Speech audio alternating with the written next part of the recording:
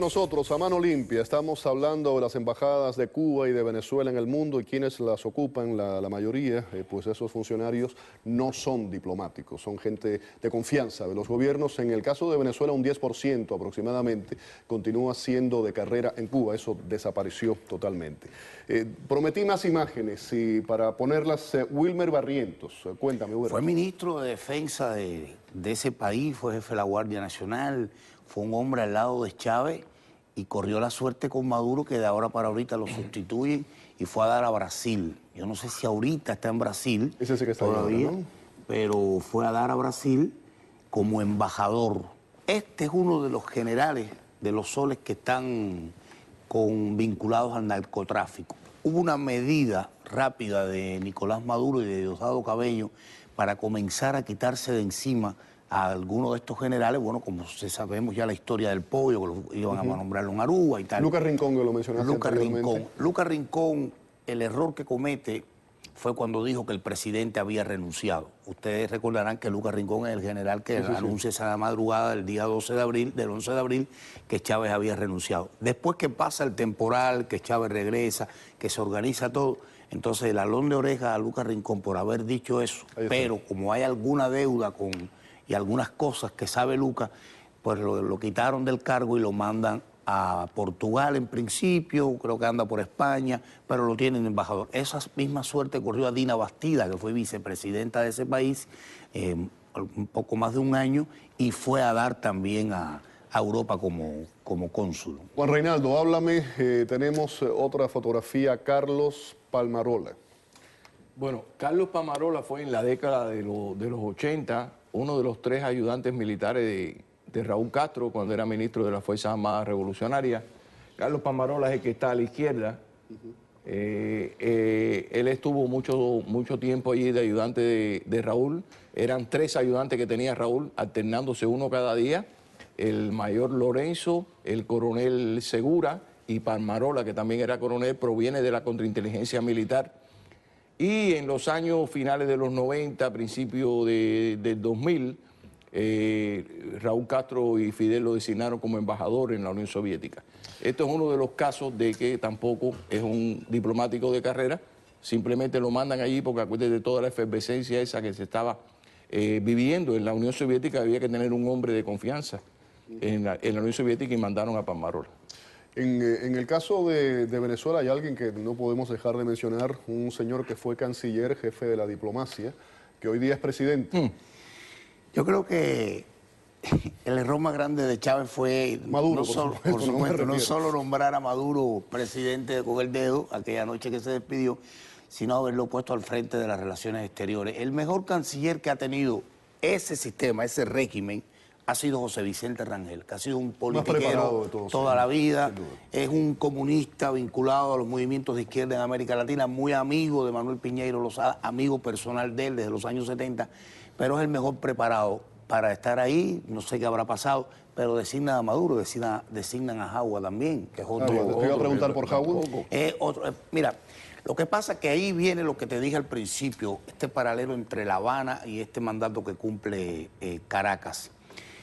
Chávez comenzó de una manera, es decir, con la gente de Cuarta República, los empezó a sacar del país, pero ya después Fidel intensifica con la gente políticamente bien preparado y empieza a apelar a los muchachos, pues digo muchachos porque esa gente tiene 50 años, 40 y tanto, como Jagua, Maduro, a los que habían estado en La Habana. Revisa los que han pasado por La Habana y ahí tú ves que están los Roger Capela, los María Lourdes Urdaneja, en fin, hay un grupo de gente que estuvieron en La Habana en diferentes etapas, en cursos del Departamento de América, y entonces comienza, Chávez antes de morir nombra 9 embajadores en África, porque Venezuela estaba, decirlo de alguna manera, floja con la diplomacia en África, y todos los que nombró en África son formados en La Habana. Es decir, que viene una primera etapa dentro del trabajo de la diplomacia venezolana en el exterior y una segunda etapa que es esta. Maduro está apelando ahorita a gente que se han graduado, que se han instruido, que se han formado en La Habana desde el punto de vista ideológico. Hablando de los cancilleres en Cuba, yo hablaba de Raúl Roa, que fue el primero. Vamos a los más recientes. Hay 2 que fueron defenestrados, Robaina y Pérez Roque.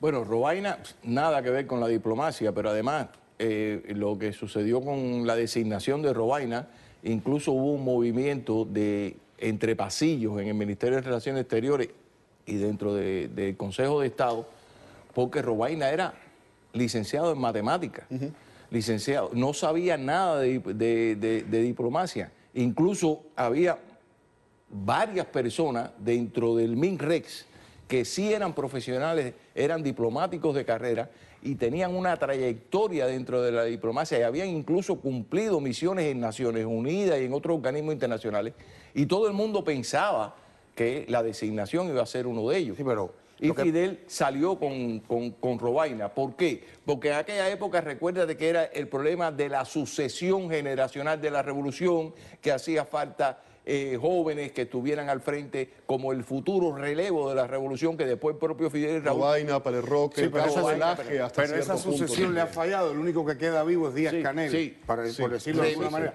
Todos los demás han sido defenestrados. Pérez Roque, cuéntame algo de Pérez Roque rápidamente. Bueno, imagínate, Felipe Pérez Roque. Felipe Pérez Roque yo lo conocí cuando todavía era estudiante. En la CUJAI. En la CUJAI. Es un ingeniero. Él siempre estuvo vinculado con Fidel Castro. Yo vi por primera vez a Pérez Roque, era todavía canciller Robaina, República Dominicana, año 99, una cumbre del CARICOM que hubo. Sí, pero ahí era República secretario del Consejo. Lo que te iba a decir, el canciller era Robaina, y lo vi por primera vez que bajó la escalerilla del avión con Fidel Castro y le llevaba la maletita. Exacto. Le llevaba la maleta, Sí, lo recuerdo perfectamente. Fue lo que ocupó Carlos Valenciaga después. Sí, era el secretario del Consejo de Estado, pero te digo que yo lo conocí desde que era estudiante. El problema es que él contrae matrimonio con la hija de Jaime Crombé. De Jaime Crombé, que sí era un dirigente que se relacionaba mucho con Fidel y con Raúl Castro. Ahí es donde sale y conocen a Felipe Pérez Roque. Tampoco conocía nada de diplomacia, pero era el hombre que había que poner porque era el títere que cumplía todas las cosas que le decían de La Habana. Robertico, volviendo a Robaina, fue una pasión, un laboratorio de Fidel Castro. Esas cosas que se antojaba Fidel y estaba... Vestía como Miami Vice. Claro, decía, este es el que va y este es el que fue. Fíjate, te voy a decir algo curioso. Yo estaba en Venezuela trabajando cuando eso, y eso se le mandó un demo a todas las embajadas de Cuba cuando lo fueron a quitar. Quien le anuncia que lo van a quitar, quien lo sustituye, quien va a darle la noticia y lo llama a las 4 de la mañana y le dice, te espero en el MINRE, el difunto Alfredo Guevara. Muy amigo de Fidel, es quien va y le da la noticia. ¿Y esa conexión de Guevara con él? Esta conexión de Guevara con él, que eran muy amigos, esto me lo cuenta un periodista que tú conoces, que conocemos todos, que no vive aquí, que está en Dominicana, que es Roberto Cavada. Me cuenta esa anécdota después. Quien lo quita, quien le va a dar la noticia y le dice, espérame en tu oficina, a las 4 él salía para Panamá a una cumbre.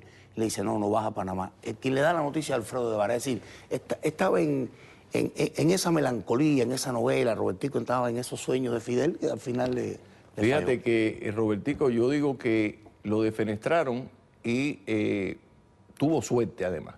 Pero él cae por el escándalo de Quintana Roo, dicen que tenía un tema de escándalo con el gobernador de Quintana Roo, dinero por el medio. Exacto, corrupción, etcétera, pero lo iban a acusar de contrarrevolución. Él cae también. Él iban a hacer una causa de contrarrevolución, que eso es 30 años o Y fusilamiento. una conversación que se le graba con Matute. Ahí se le graba una conversación que él tiene con Matute, que por momentos Robert pensó que la inteligencia, que no tenía contrainteligencia, no hay un dirigente cubano que no tenga contrainteligencia. Y le grabaron una conversación con Matute, que incluso después se graba un video. En Cuba, cuando hay defenestrados a ese nivel, el Comité Central del Partido, el Departamento Ideológico, hace un video y te cita en un cine de cada provincia a todos los militantes y le ponen el video a puerta cerrada para que vea por qué quitaron a fulano, por qué quitaron a mengano.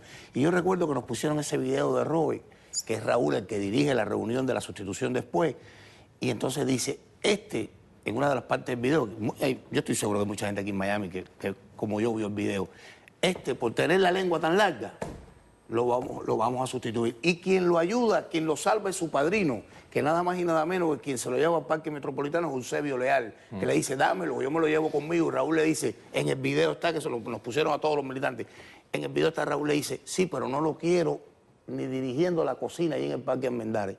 Le dice Raúl Eusebio, llévatelo para allí, que recoja hoja, que recoja algo. Pérez Roque, ¿por qué cae? Pero el Roque cae cuando cae el aje. Recuérdate, la relación con Conrado, un empresario español que supuestamente, porque no tengo el caso, las pruebas en la mano, pero supuestamente lo acusan de ser un agente trabajando para la inteligencia española. Y entonces ellos acostumbraban a ir los fines de semana, Pérez Roque y Laje, a una pequeña finca de este hombre sin nada de lujo, lo que hemos visto en video, hemos visto que no hay lujo, y compartir allí con su familia, y le hicieron un video, la contrainteligencia le grabó un video donde ellos en jarana o en serio, pues criticaban no solo la revolución, supuestamente ocurrió con Ochoa años Exacto. atrás en su momento, algo muy similar a lo que estás contando. Exacto, y no solo critican a la revolución, sino que se criticaron a Fidel y se burlan de y eso es intocable. Entonces eso es intocable, Claro. Entonces eso fue lo que le sucedió a... Quiero preguntarles a los dos, hemos hablado de todo esto, sabemos de esa falta de preparación, no son diplomáticos de carrera ahora. A pesar de toda esta falta de profesionales, de formación diplomática, la diplomacia venezolana específicamente ha tenido una serie de aciertos en el sentido, ha tenido logros para el gobierno bolivariano. Impulsó UNASUR, el ALBA, Petrocaribe, acaba ahora de ganar el asiento en la ONU. ¿Cómo interpretamos eso? Eso es una estrategia y una maniobra de Cuba. Mira lo que está haciendo...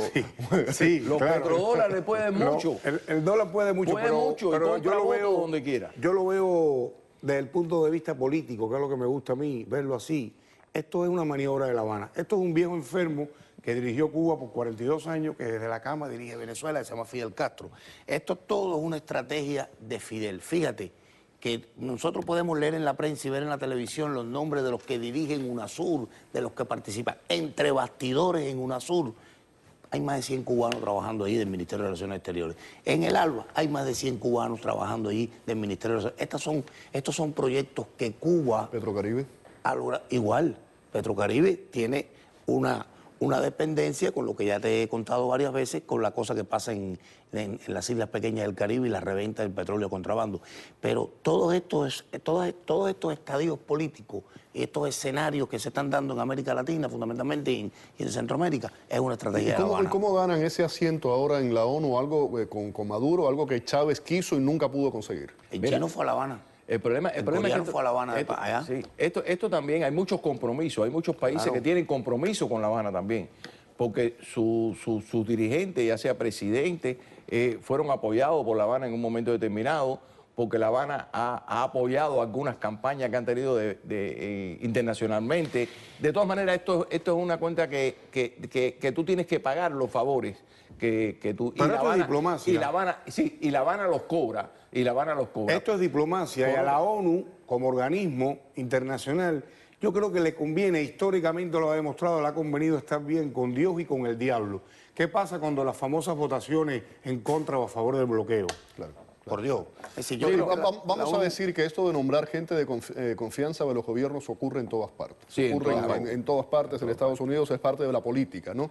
El tema es que hay unos porcentajes, inclusive hay países como por ejemplo en Argentina se puede nombrar un máximo de 25 embajadores. Ese es o sea, 25 embajadores políticos, quiero decir. El resto tienen que ser de carrera, o sea, está establecido de esa Pero forma. hay también, Félix, perdóname, hay también una cosa...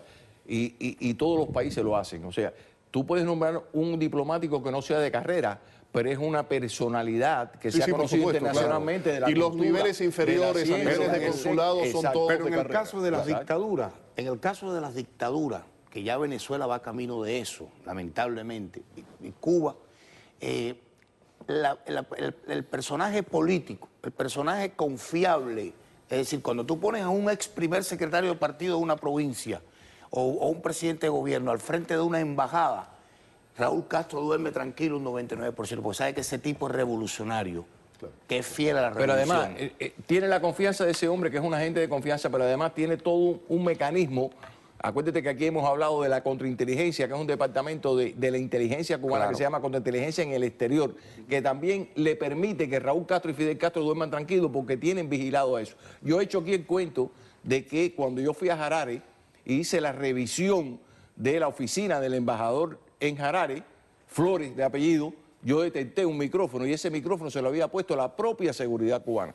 Entonces, duermen tranquilos porque hay confiabilidad, pero no se confían. Y en el caso de Venezuela, dame un % en el caso de Venezuela para resolver problemas, para saldar deudas morales con algunos, principalmente con los generales que están involucrados en el narcotráfico o que están involucrados en actividades de corrupción, y entonces los mueven hacia allí porque es muy difícil mantenerlos dentro del país. Gracias, Huberto. Juan Reinaldo, un placer tenerlos a los dos aquí. De nuevo, La vida oculta de Fidel Castro acaba de salir ya, la versión en español, salió originalmente en francés. ¿En inglés sale también? Sale en inglés a final de año. A final de año. ¿Pueden adquirirla dónde, Juan Reinaldo? Está en una librería que se llama Libros y Revistas, que está en la 79 y la 40 en el Southwest, y está también en Book and Book en Coral Way y en otras librerías en Miami también va a salir. Pues nada, gracias. Vamos a la pausa.